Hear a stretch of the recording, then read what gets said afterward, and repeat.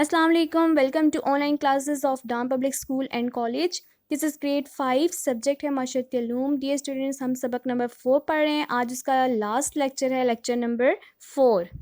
Dear students, हमने पिछले lecture में आबो हवा की अर्ज़ बल्द के लिहाज से मुख्तलिफ इक़साम पढ़ी थी. मुंतक़ा हारा के बारे में, मुंतक़ा मोतदला के बारे में और मुंतक़ा बारदा के बारे में. आज हम पढ़ेंगे पाकिस्तान के मुख्तलिफ हितों की आबो हवा. पाकिस्तान को आबो हवा के लिहाज से मुख्तलिफ हितों में तकसीम किया गया है. वो खिते कौन कौन से हैं? आबो हवा का पहाड़ी हिता, आबो हवा का सतह मुर्तफ़ा का हिता, आबो हवा का मैदानी हिता और आबो हवा का साइली हिता. ये हमने चैप्टर नंबर 1 में पढ़ा था, मुख्तलिफ पाकिस्तान के तबी हदोखाल, पहाड़, मैदान. अब हम इस चैप्टर में इसके मुख्तलिफ तबी खितों की आबो हवा के बारे में आज पढ़ेंगे.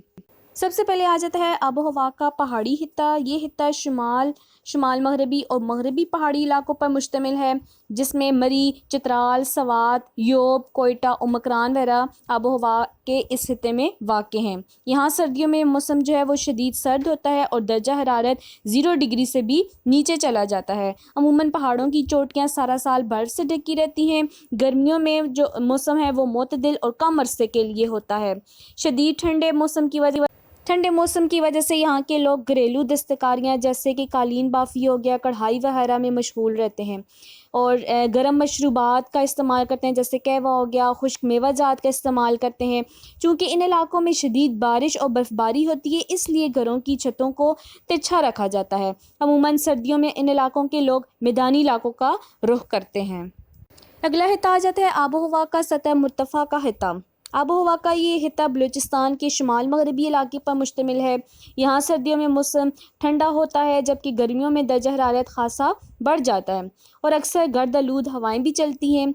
बारिश की कमी की वजह से बहुत सा इलाका सहरा और बंजर ज़मीन में तब्दील हो गया है.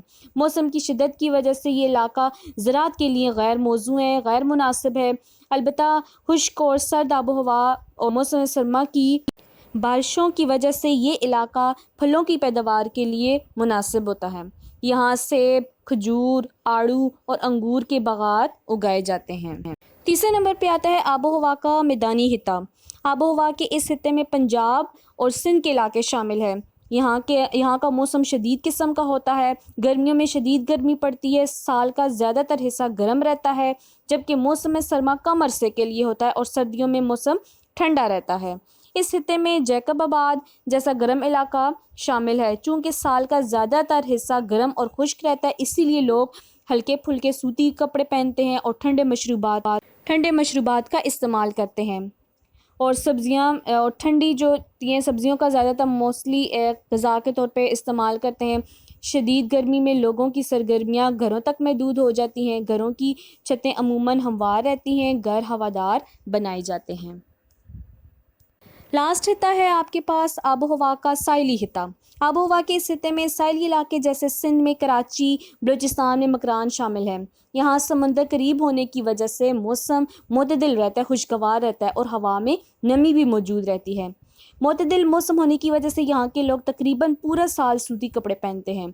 आमतौर पर लोगों का पेशा माहीगीरी है, यानी मछलियाँ पकड़ना होता है और इनकी खुराक मछली और झींगे वगैरह इनकी खुराक का हिस्सा हैं. घर मुकम्मल तौर पर हवादार होते हैं. तो ये था आज का हमारा लेक्चर और चैप्टर भी आपको पता है कि कंप्लीट हो चुका है. ये स्टूडेंट्स होमवर्क की टास्क की तरफ आते हैं, जो कि आपने अपनी नीट कॉपियों पे करना है. सवाल नंबर 5 है, आबो हवा के लिहाज से पाकिस्तान के मुख्तलिफ हितों पर एक नोट लिखें. तो जवाब में आपने हितों के नाम लिखने हैं, चारों हितों के नाम लिख के फिर उनको डिटेल में एक्सप्लेन भी करना है. जैसे कि आपको स्लाइड पे नज़र आ रहा होगा, नंबर 1 पे आबो हवा का पहाड़ी हिस्सा है. इन्वर्टेड कामाज में आपने मार्कर के साथ अच्छी तरीके से हेडिंग देनी है, उसके बारे में लिखना है. फिर नंबर 2 आबो हवा का सतह मुर्तफ़ा का हिस्सा, इन्वर्टेड कामाज में मार्कर के साथ हेडिंग देनी है. ठीक है. थर्ड नंबर पे आबो हवा का मैदानी हिस्सा और चौथे नंबर पे आबो हवा का साइली हिस्सा. जो आपको अंडरलाइन किए वर्ड्स नज़र आ रहे हैं, हेडिंग नज़र आ रही है, आपने उसको मार्कर से लिखना है. ठीक है. और लिखने के बाद अंडरलाइन लगा के, ठीक है, इस क्वेश्चन को अच्छे तरीके से मेमोराइज यानी कि याद करना है. ठीक है. Thank you students. अल्लाह हाफिज़.